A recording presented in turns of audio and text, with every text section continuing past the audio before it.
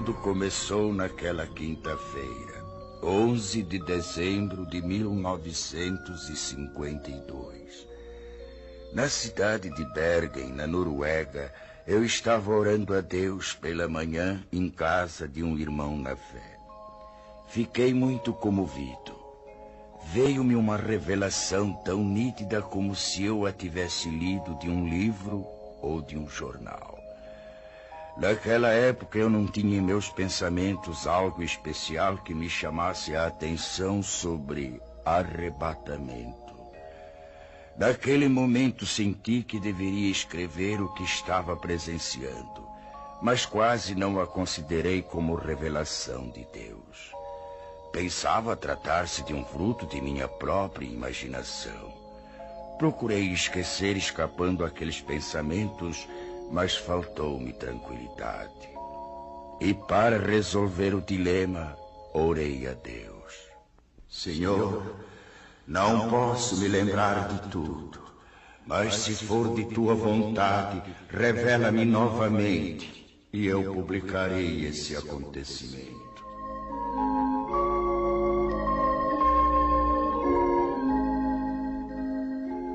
Passaram-se 2 semanas. Numa noite, por volta das 22 horas, voltei a ver claramente pela segunda vez a revelação. Não tive mais dúvidas. Apanhei lápis e papel. Comecei a anotar os acontecimentos segundo iam se desenrolando diante de mim. Assim escrevi até 1h da madrugada. Estava já cansado e não suportando mais por causa dos meus 79 anos de idade. Orei a Deus pedindo que me deixasse descansar e que, se fosse de sua vontade que eu escrevesse tudo aquilo, que me permitisse ter a continuação da revelação no dia seguinte. E fui me deitar logo adormecendo.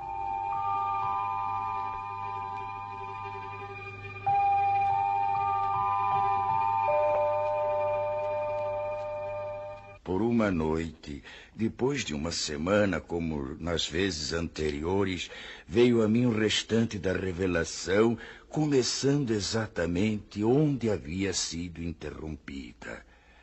Esta é a descrição de como veio a mim a revelação de Deus. Espero possa ela despertar mais almas para se dirigirem a Deus, antes de soar a última trombeta.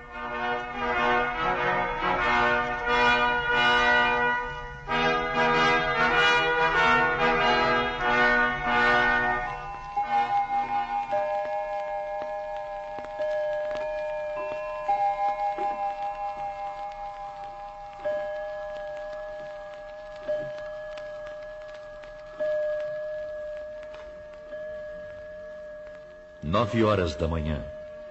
A esposa de André, sozinha em sua casa, escuta um programa radiofônico especial para crianças. Ela aprecia tais programas, pois sempre falam sobre a palavra de Deus. Ela fica contente em saber que muitas crianças podem ouvir a palavra do Senhor, e conforme pensava ela, isso era mesmo muito bom, desde que fosse tomado cuidado de não fanatizar as crianças. 5 minutos depois, o programa é cortado bruscamente para uma notícia de última hora. Interrompemos as nossas transmissões para informar que recebemos de Oslo, nossa capital, notícias urgentes de que a cidade se encontra em pânico. E atenção para mais este informe. Oslo, urgente. Informa-se da central de polícia que algo misterioso aconteceu. Não se pode calcular o número de pessoas, tanto menores como de adultos, que desapareceram de repente sem deixar o mínimo vestígio para as autoridades. A nossa polícia não está podendo explicar o porquê desse acontecimento, nem sobre os desaparecidos. Trata-se de um número incalculável e solicita que em cada família, onde se note a falta de alguém, seja feita notificação urgente ao posto policial mais próximo, dando minúcias e circunstâncias ligadas ao desaparecimento para se facilitar o trabalho das autoridades, a fim de que possam desvendar este mistério. Mais este informe ainda. Oslo, urgentíssimo. À medida que passam os minutos, surgem novas notícias, cada uma mais extraordinária do que as outras.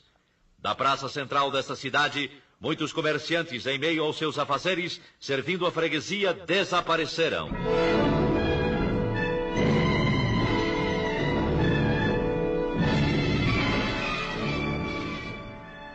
O noticiário contava que um freguês de uma casa de floricultura relatou aos policiais que... Quando eu estava pagando a despesa das minhas compras, o negociante que estava trocando dinheiro sumiu. Sumiu sim, senhores. Sumiu e não se sabe para onde. Eu notei apenas que ouvi umas palavras semelhantes a... Glória a Jesus! Glória a Jesus! Glória a Jesus! Então eu não vi mais o negociante. Eu cheguei a esfregar os olhos. Aquilo era inacreditável. Tudo então parecia só uma leve neblina. Mas eu não tinha mais nada para ver.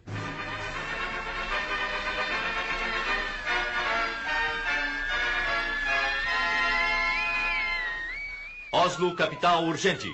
Notícias de última hora informam que uma senhora gritava desesperadamente em plena via pública, jogando fora travesseiros e cobertores de um carrinho de criança, procurando inutilmente dentro do carro seu filhinho de apenas 8 meses de idade.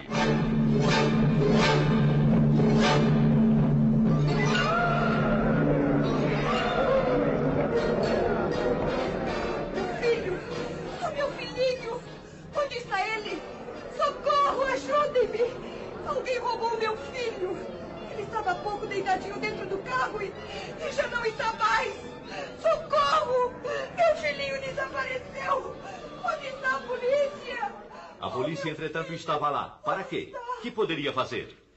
Não é este o primeiro caso, senhoras e senhores ouvintes. De todos os lados surgem pessoas clamando pela ação policial, solicitando auxílio nas buscas de gente desaparecida.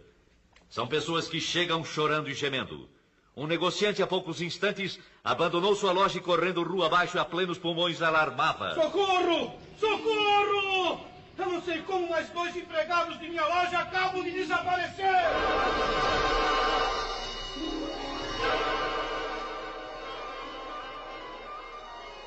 São alarmantes, senhoras e senhores ouvintes, as notícias que, além de Oslo, nossa capital, chegam também de Estocolmo, capital da Suécia, e também de Copenhague, na Dinamarca, e de Helsinki, capital da Finlândia. Que será o fim disso? De todas essas partes, os acontecimentos são iguais. Os desaparecimentos das pessoas são iguais. E de todo o interior do país, chegam as mesmas indagações. O que é isso? O que é isso? O que é isso? O que é isso? O que é isso?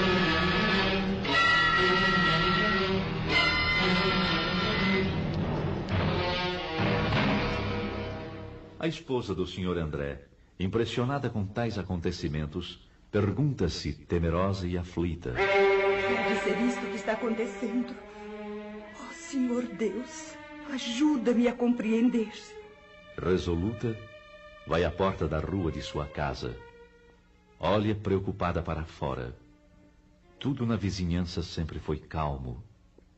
Nem bem chegou ali, e então... Ruth! Ruth! O que se passa? Mas aquela é a senhora Hallam, que vem vindo desesperada chamar pela Ruth.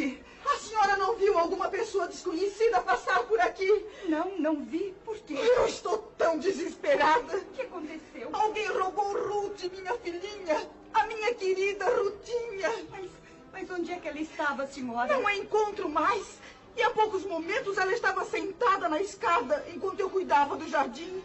Tive que ficar espantada quando, olhando para ela, não a vi mais. Mas como? Apenas então notei como que um vulto rápido subia pela parede.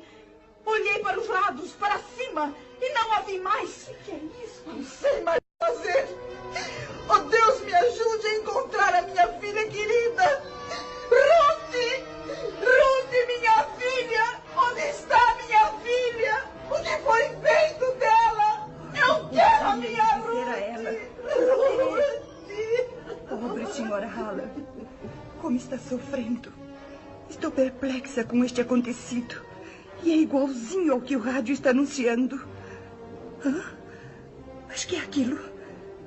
É o meu marido, sim. É o André, e vem vindo apressado como que de volta para casa. O que aconteceu, André? Você chegando em casa a esta hora, tão cedo. São apenas 9:30 da manhã. Oh, minha querida esposa, eu nem sei como lhe explicar. O que foi que houve? Algo muito estranho está acontecendo.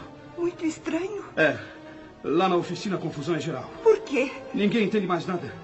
De um momento para o outro, alguns colegas desapareceram. O quê? Como se tivesse combinado, entende? Desapareceram sem nenhum aviso. As máquinas estão paradas. O que é isto, meu Deus? Como é que pode, André? Nós pensamos primeiramente em tratar-se de algum desastre. E então começamos a procurar pelos colegas. E nada? Não encontramos nem vestígios deles. Absolutamente nada, André. Absolutamente. E enquanto estávamos a nos entreolhar uns para os outros, ficamos espantados. Quem? Com o que, André? Um dos colegas nossos começou a gritar e a chorar. Era justamente aquele companheiro que sempre dizia ser crente em Jesus e ia constantemente à igreja. O que é que ele dizia? Falava desta maneira. Agora sim. Agora foi. Já não há mais jeito. Ah, como é triste. O que farei agora? Foi Jesus. Sim, foi ele que veio buscar o seu povo e eu fui exilado. Que farei? E então caía num pranto desesperado. E você, André? Eu lhe disse para que se calasse. Que não falasse tolices. Mas qual? Ele continuou a gritar e eram horríveis os seus gritos. É inacreditável. Enquanto ele continuava a gritar, tivemos a nossa atenção voltada para os outros que ficaram nas mesmas condições. E exatamente por esse motivo, nós deixamos o serviço e agora estamos aguardando notícias. O rádio continua a informar sobre esses desaparecimentos inexplicáveis.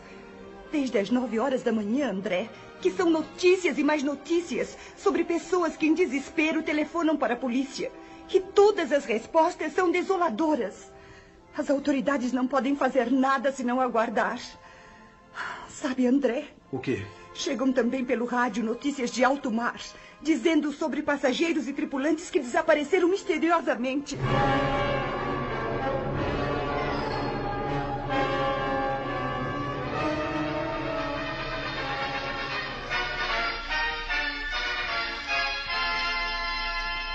Notícias de última hora. Da maternidade desapareceram todas as crianças recém-nascidas. As mães destas crianças gemem de dor e tristeza e espanto. Médicos, enfermeiras, assistentes estão perplexos, inclusive pelo motivo de estarem faltando também alguns de seus colegas. Acertem seus relógios, exatamente 11 da manhã. Notícias de Londres anunciam que desde as 9 da manhã, os comunicados recebidos de toda a Inglaterra dão conta do inexplicável desaparecimento de pessoas de toda classe social e idade, da mesma maneira, sem explicação alguma. Sabe-se em todo esse mistério que diversos pastores e sacerdotes chamaram os membros de suas igrejas e notaram que os que desapareceram eram justamente os mais piedosos e obedientes a Deus, os mais fiéis nas suas orações, os que dificilmente faltavam aos cultos. Um dos pastores, entre os mais conhecidos de grande igreja, expediu um comunicado convocando todos os seus auxiliares para uma reunião que deverá ser realizada ainda nesta noite. Já são passadas mais de 3h30 desde a primeira notícia deste estranho acontecimento mundial. Dos lugares mais distantes chegam as mesmas notícias. A que mais chamou atenção é a que veio lá da Coreia. Também da Coreia? E qual é? Lá se calcula centenas de milhares de desaparecidos. E entre eles, muitos militares das Forças Unidas.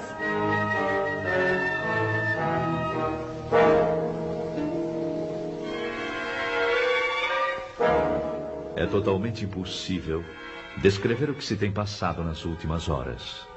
A angústia toma conta de todos. As ruas estão agora com um movimento desusado. Pessoas correndo, chorando, chamando e clamando. As mães aflitas à procura de seus filhos, e no meio destes clamores também há os que zombam e amaldiçoam a Deus e aos próprios homens. Um senhor correndo com os punhos levantados gritava: Cuidado, gente! Cuidado! Ele vem nos pegar um por um! Com certeza perdeu o juízo! Uma senhora de idade, parada, com as mãos postas, olhando para o alto, clamava: Oh, não, não! Nós não estávamos prontos para subir com ele. E ele veio e eu não subi. Agora terei de ficar.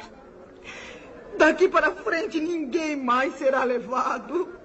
Ó Senhor Jesus, ó Jesus, ajudai-nos.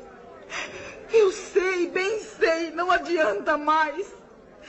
E eu que sempre fui religiosa durante toda a minha vida, mas que nunca pensei que ele viesse assim tão depressa.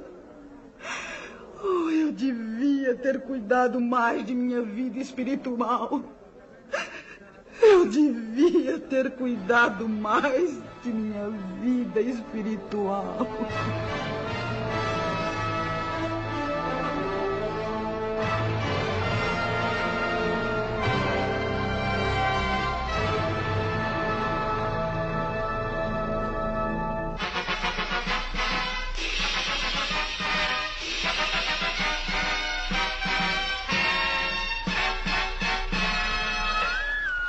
Com informações recém-chegadas, informamos as senhoras e senhores ouvintes que das estradas de ferro chegam-nos notícias de que não houve propriamente nenhum desastre, mas são muitas as composições paradas, algumas até sem os seus respectivos condutores. Todas as buscas feitas têm resultado em vão. Há também passageiros que desapareceram. É o mesmo nas estradas de rodagem. Alguns jornais da tarde não entraram em circulação. Perturbação e nervosismo têm dificultado os trabalhos das autoridades, que se esforçam para a complementação de um relatório exato do número de desaparecidos. Cientistas reunidos e meteorologistas trabalham sem repouso, procurando elucidar o mistério, segundo seus conhecimentos e experiências. Voltaremos a qualquer instante com a edição extraordinária que se fizer necessária.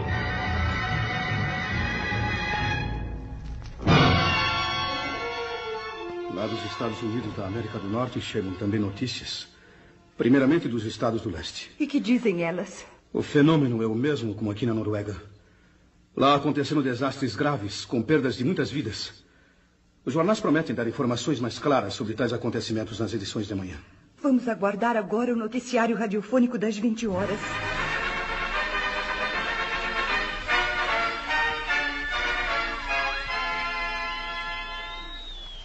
Nossa emissão pode informar agora que a catástrofe se manifestou exatamente na mesma hora em todo o mundo.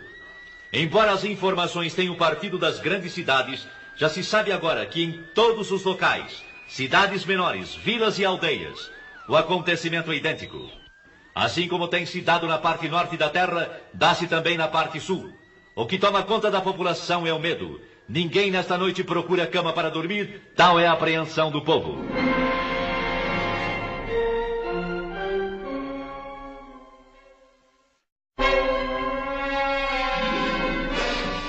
São histéricas as discussões nas ruas por causa de parentes e amigos desaparecidos. Eu sei, eu bem sei. Entre a confusão, suscita-se no meio do povo que tais acontecimentos devem ter qualquer relação com os crentes ou com os evangélicos. Ou ainda, como costumo dizer, com os religiosos. Se é assim, como é que se explica agora? Cada pessoa que possuía parentes evangélicos, justamente aqueles que eram os mais fanáticos ou mais fervorosos, são os que desapareceram. Um senhor que trabalha numa cervejaria falou: eu creio que tudo isto tem qualquer coisa com os crentes. Pois conheço um senhor de nome Hans Rosen, e ele sempre esteve em meu serviço pregando a palavra de Deus. Volta e meia ele dizia que Jesus viria breve para levá-lo, juntamente com os que acreditam no poder de Deus. E agora acabo de ter notícias que ele também não se encontra mais aqui. E tais palavras foram confirmadas? Foram, exatamente. Um outro homem também falou. É verdade. Nós tínhamos como colega uma pessoa que falava a mesma coisa. E agora o seu nome também está na lista dos desaparecidos. E na tal de reunião onde você estava por acaso, alguém protestou? É claro que sim. Alguém disse em voz alta: é necessário que as autoridades proíbam agora a leitura da Bíblia em reuniões cristãs, para que assim evitemos que novamente aconteça o mesmo. E em resposta a essas palavras? Em resposta a elas, o senhor disse: não há mais perigo. Nunca mais vai acontecer coisa igual. Esses crentes que nós chamávamos fanáticos tinham razão. Eles nos falaram de Cristo e esperavam a volta de Jesus para buscá-los. Ai de nós, meu povo, que não demos atenção para eles. Com eles estaríamos melhor do que sermos obrigados a ficar nesse caos que já começou.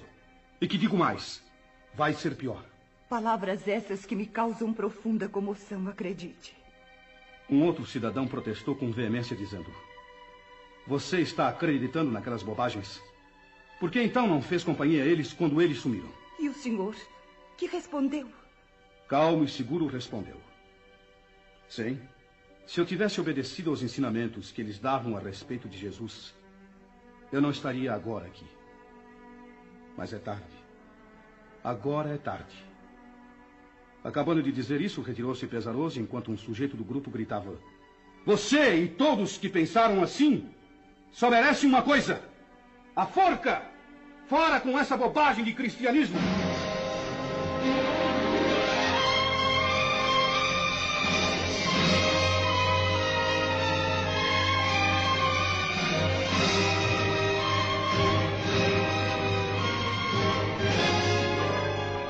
No dia seguinte, nem o rádio podia dar informações para esclarecimento do grande mistério. Apenas continuavam as notícias vindas de longe. Dos campos, missionários falavam tais notícias do desaparecimento em massa. Poucos membros de igrejas foram os que ficaram. Naquela noite marcada para a reunião dos pastores e pregadores, a presença era boa, mas o número dos que faltavam era considerável. O ambiente estava triste, pesado mesmo. Os corações estavam como que congelados. Durante a reunião, mais do que um se manifestou demonstrando desespero extremo. Todos estavam de acordo a respeito do que havia acontecido. Sim, era grande a grande verdade. Santos tinham sido arrebatados da terra.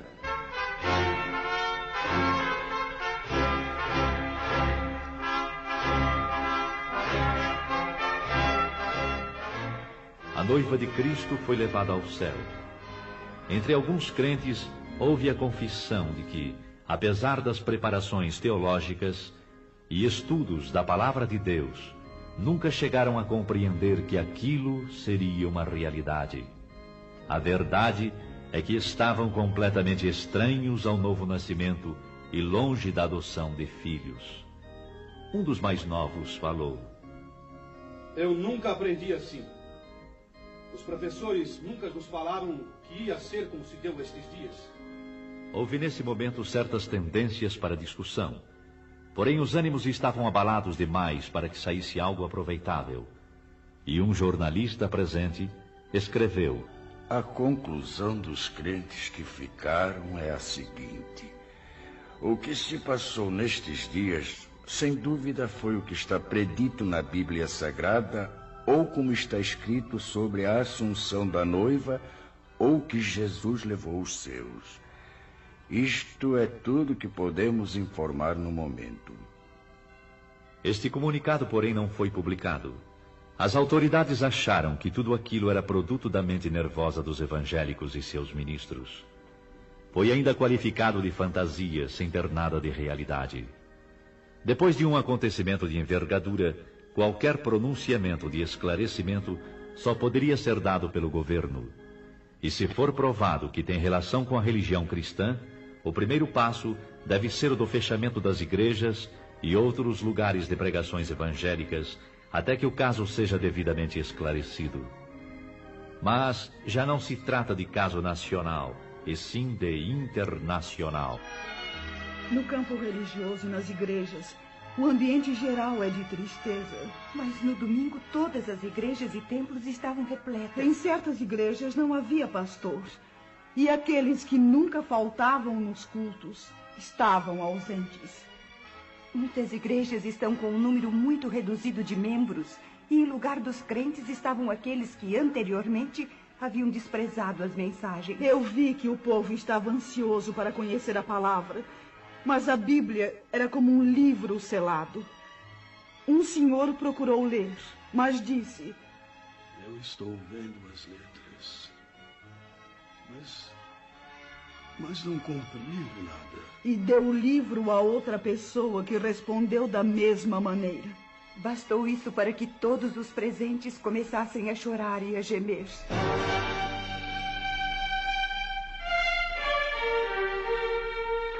Mas a população em geral culpava os religiosos por tão grande calamidade. tudo isso tem acontecido unicamente por causa dos crentes. Sim, é isso mesmo. Esta praga tem vindo sobre nós unicamente por causa deles. Vamos até a igreja e vejamos o que podem eles nos explicar. E a explicação dos que ficaram foi simples, triste e com poucas palavras. O tempo da graça terminou. Mas algumas palavras e no culto iniciou-se a confusão, bem como em todas as reuniões realizadas para tais esclarecimentos. Alguns, levantando-se, começavam a culpar o pregador. A culpa é sua! Muitos não subiram porque você nunca esclareceu como deveria fazer, anunciando que a vinda de Jesus estava perto. Nunca esclareceu que devíamos ter um coração purificado e cheio do Espírito Santo. E que sempre deveríamos estar retos diante de Deus e também dos homens. Agora eu sei o que foi que me impediu de ir de encontro a Jesus. Foram justamente as mínimas coisas que eu julgava sem importância e que não me impediriam de ir ao céu. E eis que aqui estou. Tem misericórdia de mim. Ajuda-me! Ajuda-me! Calem a boca. Eu fiz o meu dever. Fiz o meu dever e fiz mais ainda.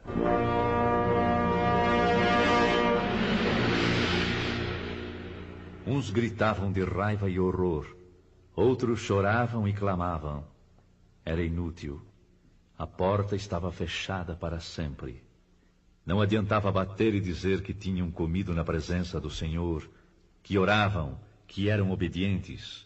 Não havia mais oportunidade. É quase impossível descrever os dias que se seguiram. Expectativa terrível, sofrimento sem par manifestou-se em todos. E foram lembrados os convites feitos pelos pastores e o desprezo com que receberam esses convites. Muitos que eram chamados de crentes, agora compreendiam que a fé que professavam consistia apenas em palavras ocas e frases costumeiras. Alguns iam às igrejas apenas para acompanhar amigos. Outros, porque gostavam de cantar no coro, tocar instrumentos e outros interesses, sem possuírem o verdadeiro desejo de ouvir e obedecer a palavra de Deus. Não eram nascidos de novo, nem tinham o selo da promessa, nem adoção de filhos. Não tinham, portanto, direitos sobre a herança. Para certas pessoas, a igreja era simplesmente uma sociedade, um local para passarem as horas vagas. Mas agora estes mesmos clamaram: Senhor, abre-nos a porta.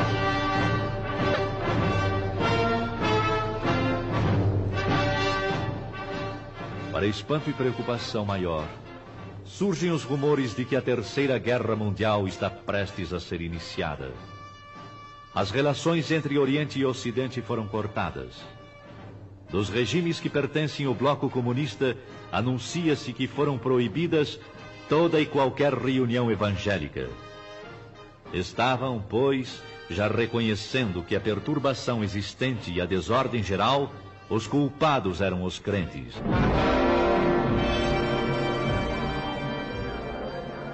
Maior confusão, é anunciado que está em vigor a pena capital para todo aquele que pronunciar o nome de Jesus. Então é chegada a hora de varrer sobre a terra a praga chamada cristianismo. Morte certa também, para os que guardam em sua casa alguma coisa que faça lembrar de Jesus Cristo e seus ensinamentos.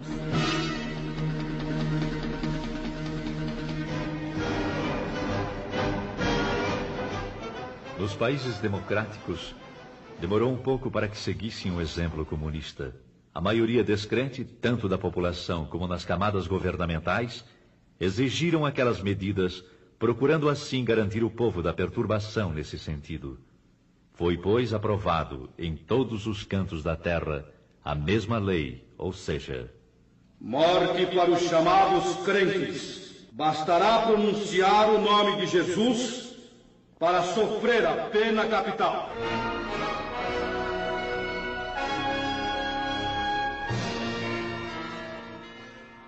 E com estes acontecimentos, Inicia-se a época mais terrível da história humana.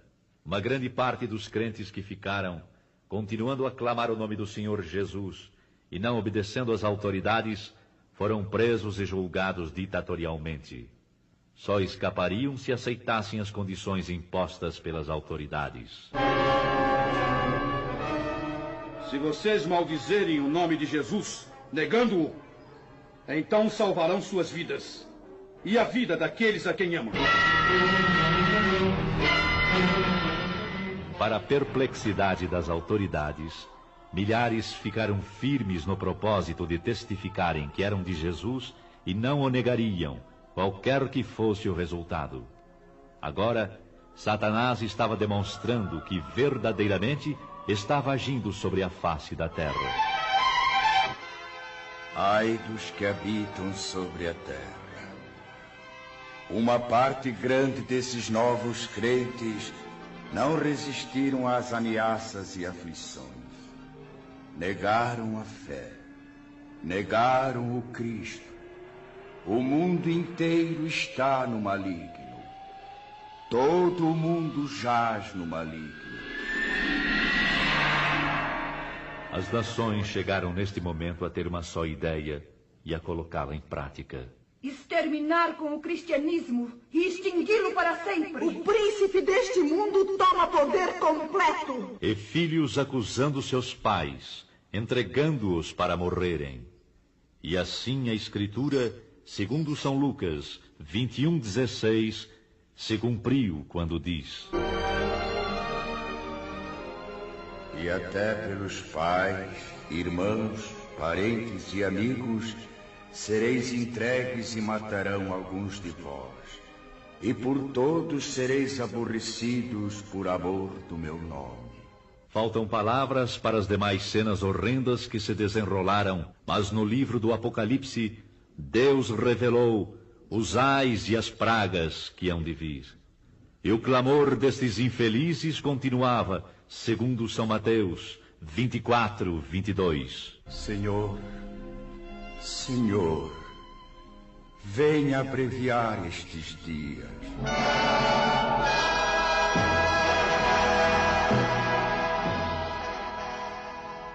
E assim termino a descrição da revelação que a mim veio quando me encontrava no dia 11 de dezembro de 1952 em Bergen, na Noruega. Ao irmão em Cristo, ao amigo, lembro: prepara-te para o encontro com Deus, para que não aconteça de seres deixado quando o Senhor vier buscar a sua igreja. A noiva hoje mesmo procura a face do Todo-Poderoso e pede, com o coração quebrantado e contrito, que a graça e a luz te sejam concedidas pelo Espírito Santo. Amigo, enquanto estamos no dia chamado hoje, há oportunidade de aceitares as grandes verdades e obedecê-las. Ainda hoje, irmão, podes ser selado junto com os que pertencem ao Senhor Jesus Cristo. Ele virá. Aguarda. Ele virá num abrir e fechar de olhos, arrebatar a sua igreja. Cuidado. Esta é a grande verdade. A última trombeta soará.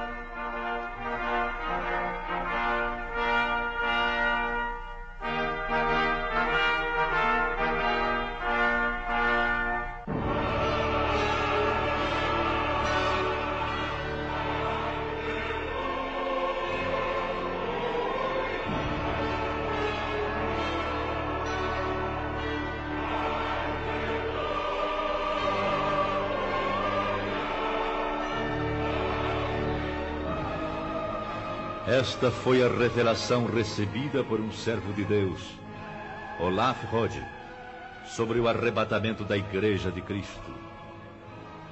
Seu tradutor é o virtuoso missionário Erik Alder Peterson, que lembra a todos esta seguinte advertência autêntica: A vinda de Jesus está próxima.